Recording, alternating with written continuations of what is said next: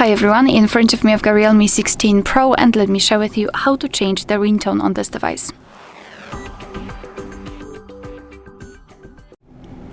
So let's start with opening the settings, and here we have to scroll and find the option sound and vibration. Then let's scroll down and localize this ringtone section and tap on it. And here we've got some albums or categories from which we can choose the ringtone from. So we've got the classic and nature. Moreover, we can tap on this device and we will be transferred to our own files. So for example, if you've got something downloaded or recorded, it should appear somewhere here and you will be able to set it as your ringtone. But let me choose something from those which are pre-installed. Let me find something in nature, and basically in order to listen how the particular ringtone sounds, you have to simply tap on it. So for example, this one, and this is how it works. So just check those options and choose the one which you like the most.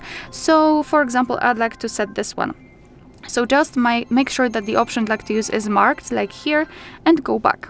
Let's go back, and as you can see, it is immediately notified right here, which means that from now on, our device will use the chosen ringtone to notify us about the incoming call. Alright, so that will be all. Thank you so much for watching. Please hit the subscribe button and leave the thumbs up.